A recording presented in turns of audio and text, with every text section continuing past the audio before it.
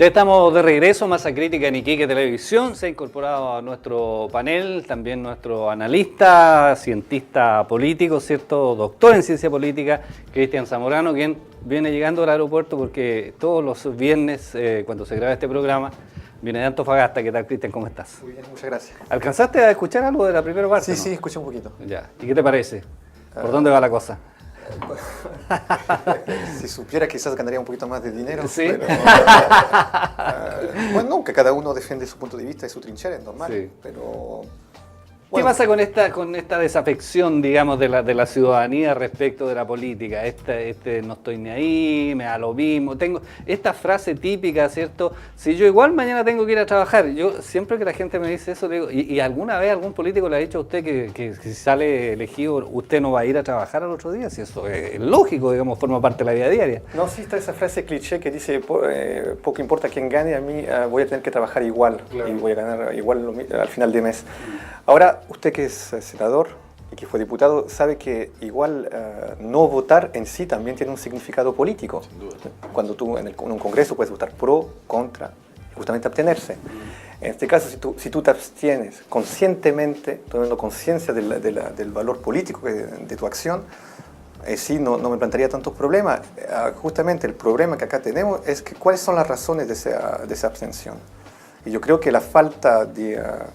que no se ha inculcado una función ciudadana, un espíritu ciudadano en la sociedad chilena. Tú hablabas de un problema cultural en el programa pasado. Más que cultural, yo lo planteo desde un punto de vista educacional. Culturalmente, no, yo creo que justamente Chile se destaca por tener instituciones que de manera aproximativa funcionan. Hay problemas con los procesos de votación en cualquier país de América Latina. Ustedes lo pueden ver últimamente en Honduras, antes en Venezuela.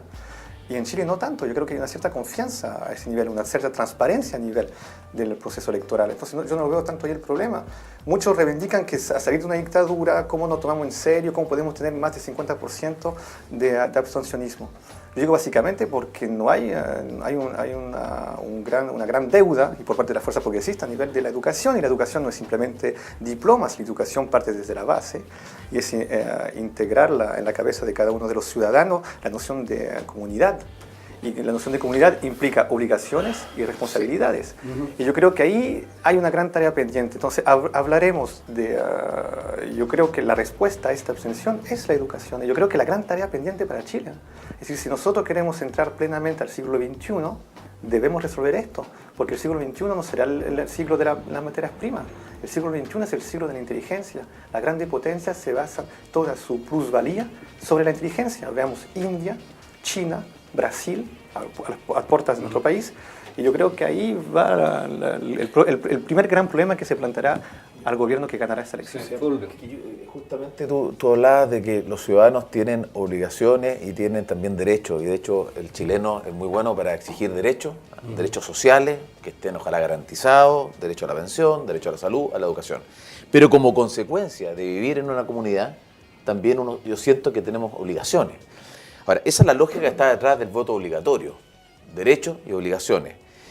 Yo fui un firme impulsor del voto voluntario, porque efectivamente pensé que el voto voluntario iba a generar un remesón del sistema político porque teníamos un padrón envejecido, entonces ya prácticamente en las elecciones no se estaba jugando nada, la gente iba a votar, votaban por los mismos y había poco cambio y poca incertidumbre, y la incertidumbre genera justamente movimiento. Esa era la lógica que estaba detrás. Y evidentemente la clase política tenía que ser capaz de convocar, de seducir, de generar la sensación de que algo está pasando y se está jugando en esta elección, para que la gente vote, particularmente los jóvenes. Pero, ¿qué es lo que me preocupa de toda esta discusión respecto al voto voluntario y la abstención? Que hay un sesgo de clase. O sea, hay una creciente elitización del voto. Me explico más. En la región metropolitana, en Vitacura votó el 70% de la gente. En Las Condes, 65%. En La Pintana, 40%. En La Granja, 42%. O sea, en la gente que más requiere los cambios, que al menos Bachelet, el progresismo, estamos proponiendo, los que más requieren justamente educación gratuita, con una reforma tributaria, una nueva constitución que garantice ciertos derechos, no están participando. Y ese sesgo de clase, esa elitización del voto es tremendamente preocupante, y por eso que se está planteando reponer el voto obligatorio justamente en nuestro país. Creo que... Espartaco. Creo que efectivamente, como bien lo señalan, uno el tema educacional y prepararnos para lo que viene. Pero también ahora tenemos medidas inmediatas. Y las medidas inmediatas apuntan a lo que está planteando Fulgo, entre otras cosas. Que el voto sea una obligación. Porque es una responsabilidad colectiva. ¿Por qué tanto desinterés? Porque estamos en la era de lo instantáneo. Estamos en la era de lo inmediato. O sea, yo con Twitter, con Facebook, todo tiene que ser al tiro. Si no, no me interesa, si no, no me gusta. Si no me afecta a mí o me representa en un 100%, no me interesa. Yo no estoy dispuesto a ceder con respecto al otro. Hemos llegado a tal nivel de individualismo que lo colectivo se ha perdido a este nivel crítico.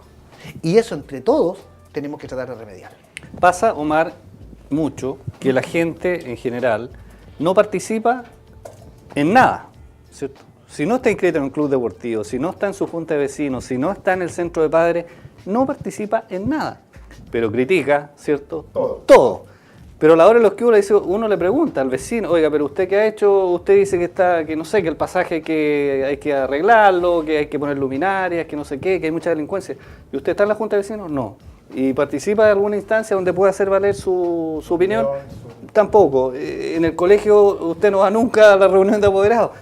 Entonces la gente quiere todo y está, digamos, cierto, dispuesta a criticarlo todo, pero no está dispuesta a, por lo menos, a tener un acto de presencia, a dar su opinión, a concurrir, ¿cierto?, cuando se le requiere. ¿Piensas tú que también ahí hay un problema, digamos, de esta sociedad que nos ha hecho cada día más individualistas, más pensar en el propio beneficio, en lo que nos afecta y nos incumbe a nosotros y al vecino? Bien, si está bien, bien, y si no, bueno, mala suerte. Mala suerte. A ver, yo creo que acá hay una contradicción vital en la sociedad chilena. Y esa contradicción vital, a mi juicio, tiene que ver con el modelo de desarrollo. El modelo de desarrollo que se ha impulsado en los últimos 30, 35 años hace énfasis, primero, en la explotación de los recursos naturales, por lo menos en Chile, ¿ya? Y en segundo lugar, que lo que importa es que a ti te vaya bien. No interesa el del lado. Si nosotros pudiéramos comparar el nivel de organización que tenía la sociedad tarapaqueña, hablemos de Tarapacá, hasta el 90 y después del 90, ¿ya? Los niveles de organización eran mucho mayores que lo que hoy día tenemos a nivel de organizaciones populares. De base. Claro, a nivel de base. ¿Ya? Por lo tanto, allí se produjo un fenómeno, ¿ya?, que hizo énfasis en, en los éxitos individuales más que en los éxitos colectivos. Porque el modelo de desarrollo que hoy día se impulsa en el país apunta a eso. Por eso que, a mi juicio, no basta con cambiar eventualmente la Constitución.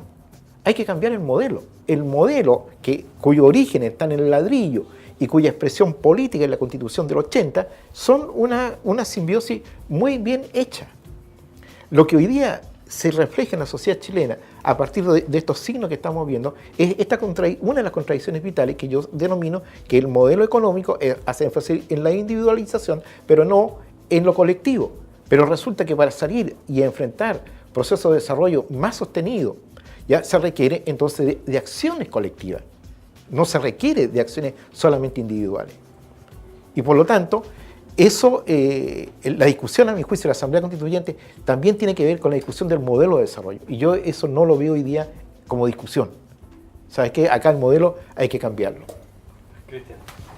Bueno, para rebotar un poco sobre lo que indicaron mis contertulios, aparte de compartir los gustos a nivel de camisa con Espartago, no comparto tanto el hecho del voto obligatorio, en el sentido que no creo que un derecho se imponga. No debe imponerse un derecho. Por ejemplo, yo tengo el derecho a tener un patrimonio, pero no es por lo tanto que voy a ser propietario obligatoriamente.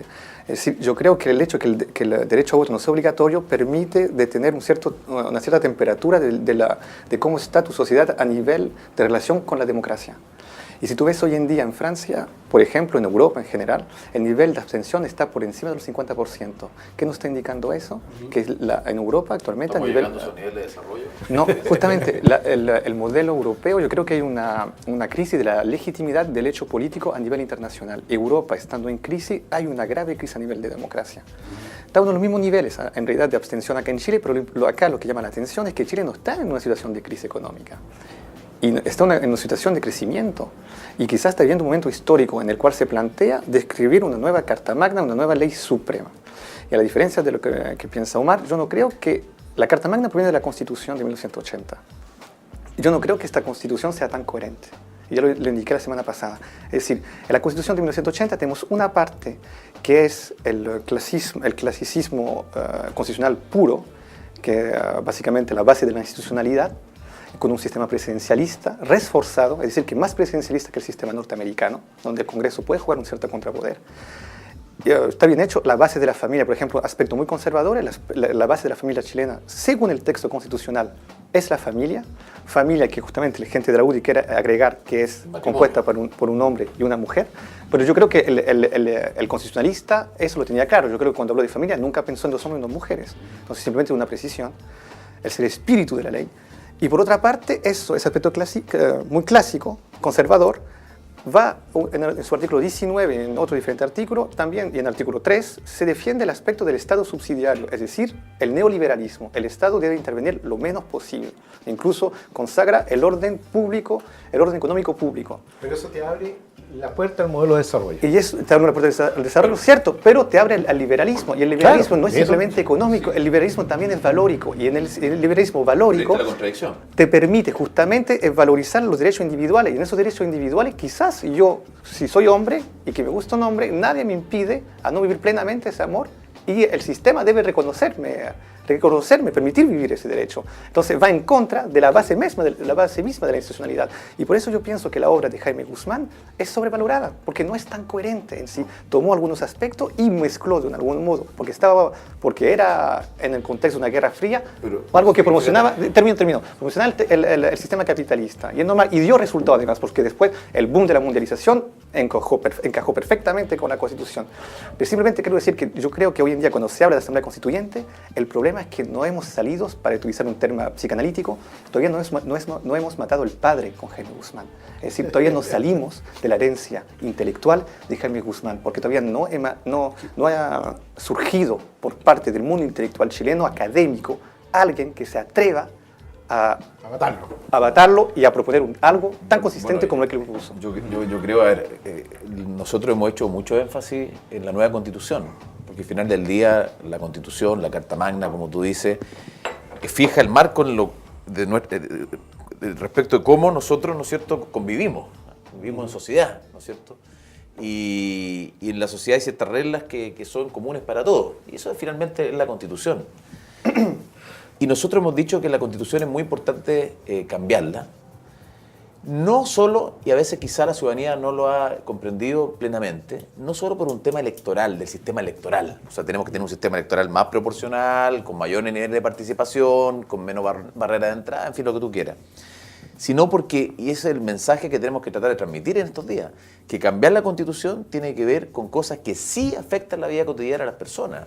Por ejemplo, por la Constitución del 80, o en la Constitución del 80, se desplaza al Estado de un rol fundamental respecto de la educación y de la salud y de las pensiones, y asume este rol subsidiario que tú planteas. Mientras menos Estado, mejor. Evidentemente hay una contradicción entre liberalismo en lo económico, un modelo neoliberal, y conservador en lo valórico, porque efectivamente, y además el Código Civil dice el matrimonio entre hombre y mujer, la verdad que el matrimonio debe ser entre dos personas, ¿no es cierto? Entonces esa es la contradicción que tiene esta Constitución entre liberal en lo económico, conservador en lo valórico o en el ejercicio de la libertad individual y pública. Pero ¿dónde quiero llegar? Que tenemos que transmitir el mensaje de que cambiar la Constitución al final del día tiene que ver con reponer el rol del Estado, por ejemplo, que sobre el Estado descanse el financiamiento de la educación superior de un hijo y no sobre el hombro de la familia o el bolsillo de los padres. Que el Estado asuma el rol que nunca debió perder en el ámbito de la salud. Hoy día hay una creciente privatización. Se ha triplicado las transferencias hacia el sector privado en el ámbito de la salud. Se licitan por 6 años camas críticas en clínicas privadas en vez de invertir en hospitales públicos donde se atiende el 80% de las personas.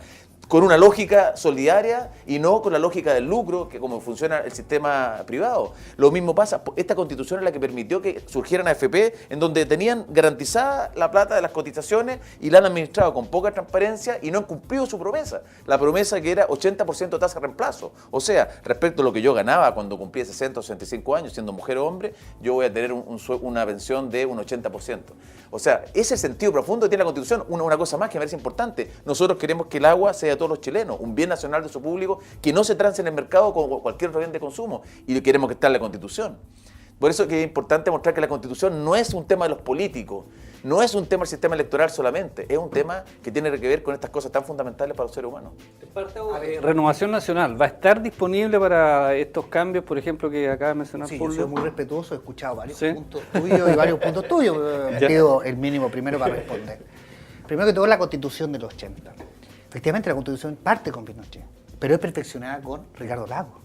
Entonces, es como que todo el mundo se le olvida esa parte. Ahora, Menos mal si no tendríamos todavía el Consejo de Seguridad Pero- Nacional, pero senadores que- designados. Pero Fulvio, las sociedades son dinámicas. Todo instrumento, si va a regular la acción humana, puede ser perfectible. Y por supuesto que lo va a hacer. Ustedes, con la cantidad de diputados que tienen hoy día, necesitan la concurrencia de nuestros parlamentarios para llegar a acuerdos que permitan estas modificaciones constitucionales. Y lo vamos a estar disponibles. Cuando el sentido común impera, cuando la sociedad está evolucionando, tenemos que ir a la par. 2.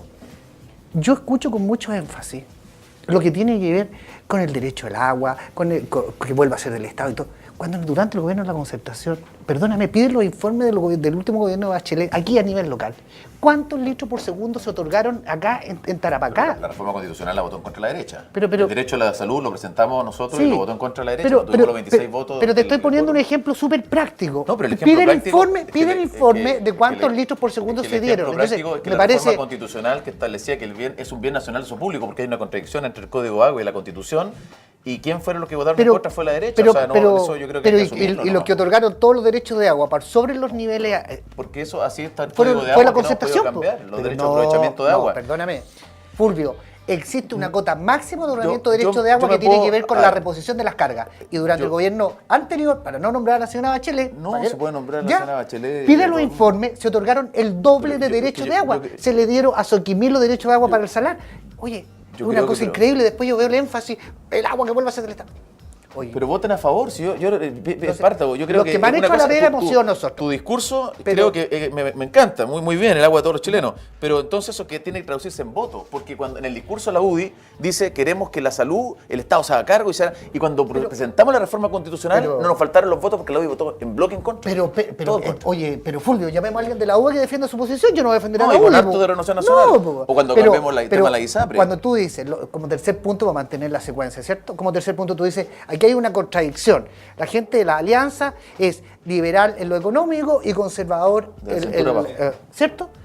No es que haya una contradicción, son visiones distintas. Ustedes a lo mejor son conservadores en lo económico y liberales en lo valórico. Son visiones distintas, que hay que llegar a acuerdo. Hay que llegar a acuerdo. La sociedad se está modernizando, está evolucionando, pero eso no O sea, pero significa yo pido que definiciones. estemos ¿Tú estás de acuerdo uno con el matrimonio otro. igualitario, con el aborto No. terapéutico, con cambiar la ley 20.000, con la ley contra la discriminación, que la UDI también votaban todo en contra, y después tuvo que morir Zamudio, dramáticamente, para que la clase política, particularmente la derecha, dijera, es necesario tener una ley contra la discriminación, porque hay que combatir a quienes combaten las minorías sexuales. Entonces yo creo que también hay que hacerse cargo de las conductas en la política, de las acciones. Bueno, justamente hablando de conservador y progresismo, lo que supone el conservadurismo y el progresismo. Yo creo que no hay ningún partido político que tenga el monopolio del conservadurismo y ni del progresismo. Sobre todo la izquierda no es por ende progresista, no es porque soy de izquierda que por ende soy progresista y no sé porque soy de derecha que soy conservador. Básicamente el Partido Comunista es un partido de la extrema izquierda y un partido profundamente conservador a nivel de sus concepciones valóricas y otras. socialistas somos más progresistas, fíjate No sé, pero que justamente yo quería llevarlo, yo quería llevar... Los jóvenes, sí, claro, ya partió medio castigado. Justamente quería llevarlo a eso sobre su postura progresista y yo creo que la postura justamente muchas veces son carentes de sustancia y yo creo que cuando se habla de, por ejemplo, el casamiento entre personas del mismo sexo, legalización de la marihuana o depenalización de la marihuana, de consumo de marihuana y el aborto, legalizarlo. Yo creo que acá hay un riesgo porque el país no está listo para eso. En tu caso, esa es mi opinión propia. Por una parte como docente. Poco importa que si por ejemplo, el problema no es tanto la droga, el problema es la relación con la droga. Si yo puedo perfectamente estar inserto socialmente y consumir en mi casa tranquilamente, yo manejo mi relación con el consumo. Pero tú no puedes, yo no creo que hoy en día podemos indicar que la marihuana sea depenalizada o legalizada con la juventud que tenemos y el nivel de alcoholismo que conoce esta. Bueno, habría que Yo- prohibir el alcohol entonces, que con esa También, lógica, pero yo creo que hay una habría lógica. que No, prohibir el yo alcohol. creo que hay obligatoriamente implantar una política pública en contra de la lucha contra el alcoholismo en este país. Acá tenemos acá en la frontera los dos mayores productores de cocaína en el mundo, Nadie se lo plantea, nadie se plantea una política de salud pública. Es decir, acá tenemos, yo creo que el nivel educacional de la gente va a confundir el aborto con un medio contraceptivo. Y eso no es la meta de la ley. No, pero yo creo que tú estás subestimando a las mujeres No, chilenas. yo no O subestimo sea, a nadie. que no, cuando tú por dices que favor, una mujer por piense que el favor, aborto puede ser el mecanismo senador. anticonceptivo... No, yo creo que hay ciertas categorías sociales que pueden confundir eso. Yo creo que también hay un riesgo para esas propias personas, porque no está la información suficiente. Cuando tú ves lo que cuesta implantar una política pública a nivel contraceptivo, yo tengo niños que no reciben ninguna educación sexual, nada, muy poco. Y muchas veces hay muchas jóvenes que quedan embarazadas. Quizás la solución para ellas será abortar si este está legal. No creo que sería bien eso. Yo creo que se necesita por lo menos una política preventiva. Al igual que el casamiento entre personas del mismo sexo. La sociedad chilena, el país entero, no simplemente algunos sectores de Santiago, están dispuestos a vivir eso. El nivel de tolerancia que muestra este país no permite pensar que eso realmente es factible. Yo a veces lo dudo cuando veo una reacción casi bestial comparada a lo que es extranjero. Y no simplemente extranjero que vienes del extranjero, extranjero a tu realidad, a tu cotidianidad. Yo creo que reitero siempre lo mismo. Progresismo pasa por educación. Y acá hay una tarea pendiente, es de la supuesta fuerza progresista y también yo creo de algún modo de las otras. Los temas generales nos están convocando. Y como para responderlo, el último punto que me quedó pendiente con respecto a por qué se van tomando opciones de atención de salud a través de clínicas privadas, porque se van tomando distintas opciones con privados para concurrir en este rol subsidiario, tiene que ver porque el aparato del Estado no puede seguir creciendo de la forma en que venía creciendo. Considera tú que el 50% de las licencias médicas que hay en el país corresponden a funcionarios públicos. Y representan solo el 10% de la fuerza de trabajo. Es decir, el 10% de los trabajadores en Chile ocupan el 50% de las licencias médicas. Con ese nivel, obviamente que hay que buscar optimizar los recursos del Estado vía esta intermediación con clínicas privadas, con prestadores de servicios hacia el Estado. ¿Y no cree usted, señor consejero regional, cuál sería la explicación para esta licencia del sector público, como usted lo denomina? Bueno. Porque habría que, en primer lugar, identificar en qué sector. Y voy a especular con cualquiera de ellos. Porque la pregunta es, ¿qué tanto, frente a las funciones que tiene hoy día el Estado chileno, qué tanto se está dispuesto a ampliar las plantas? Porque lo que tenemos en muchos servicios son, lo que me van a disculpar la expresión, funcionarios reventados. Porque tienen que cumplir... El sistema de salud, tú tienes toda la razón, el sistema de salud, los funcionarios están estresados, están totalmente sobrepasados en sus capacidades. Entonces yo creo que es un poco simplista decir, mira el número de licencias. Yo creo que, como tú bien dices, hay que ir a la base. ¿Por qué Sí. estas condiciones laborales están generando este Exacto. problema? Pero yo quiero defender el sistema público de salud. O sea, Chile es lo que es hoy día en el ámbito de la salud pública, gracias a la creación durante la gestión de Allende como ministro de Salud, así fue, del Servicio Nacional de Servicios de Salud, Sistema Nacional de Servicios de Salud, que realmente ha dado a Chile grandes logros. Las mujeres hoy día ya no mueren de hemorragia en los partos y Chile tiene una mortalidad materno-infantil que es de los países desarrollados, igual que Estados Unidos, igual que Inglaterra. O sea, tenemos, yo creo que cosas que tenemos que mostrar y sentirnos orgullosos, más allá de la insuficiencia. O sea, tú señora, salud, imagínense ustedes lo que es educación. Una profesora o un profesor a cargo de 45 niños. Eso no es sostenible por ningún ser humano. Cualquiera de nosotros que... Yo tuve cursos en la universidad, a veces con 60 alumnos. ¿Cuándo corriges? ¿Cuándo preparas pruebas? Estoy hablando de universidad. Imagínate lo que significa enseñar las primeras habilidades educativas en enseñanza básica. Por lo tanto, yo creo que esa cifra hay que analizarlo un poco, ¿ya? Pero yo quiero retomar otro tema que planteó Cristian. Yo creo que hay que tener cuidado con algunas afirmaciones, porque generalmente existe el hecho social y después viene la ley. Entonces, respecto a nivel del mundo popular, ¿ya? Siempre se ha reconocido la convivencia de parejas del mismo sexo. Y en el mundo popular eso se acepta y se respeta, ¿ya?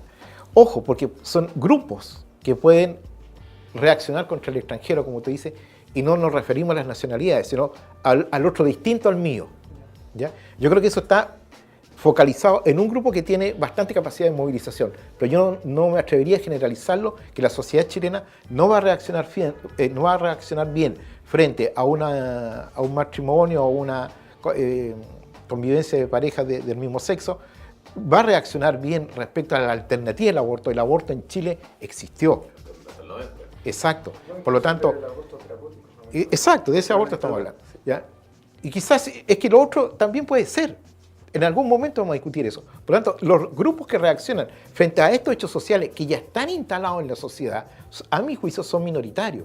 Quizás con una fuerte capacidad de agresión frente al extranjero o frente al otro distinto al mío.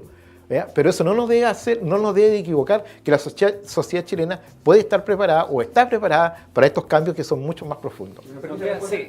Nos quedan solamente un par de minutos, así que por favor... Respondo brevemente. Yo creo que si bien, por ejemplo, con el extranjero usted dice que es un sector reducido, yo creo que a nivel de esos temas valóricos es mucho más amplio. Hay que ver simplemente la actitud que tiene la candidata Matei entre las dos vueltas, donde va a buscar el voto evangelista. Y el voto de los evangelistas, que es muy numeroso, es una postura bastante radical frente a esos temas, donde no hay ninguna concesión.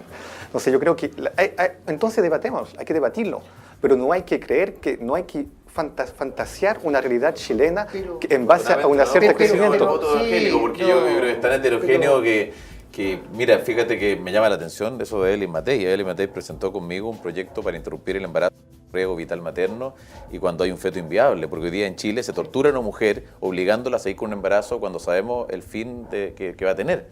Es una cosa terrible. Y Evelyn Matei presentó ese proyecto conmigo y hoy día dice que va a legislar con la Biblia. O sea, claramente aquí hay un abandono de las propias convicciones por un oportunismo electoral conveniente dado la desesperación de una candidata que no prende en la ciudadanía. Pero a ver, es que están así tan fuertes que no, o sea, oye, me pegan y dan la vuelta después y me van quedando los puntos atrás. Yo soy uno nomás. Primero que todo, creo que como sociedad efectivamente el tema de las uniones entre hombre, mujer, si bien es cierto son aceptadas en lo general, hay hasta un punto de validación. En lo que tiene que ver en los resguardos patrimoniales de ambos. Yo creo que en eso no hay objeción. O, bueno, a no ser alguien que sea muy...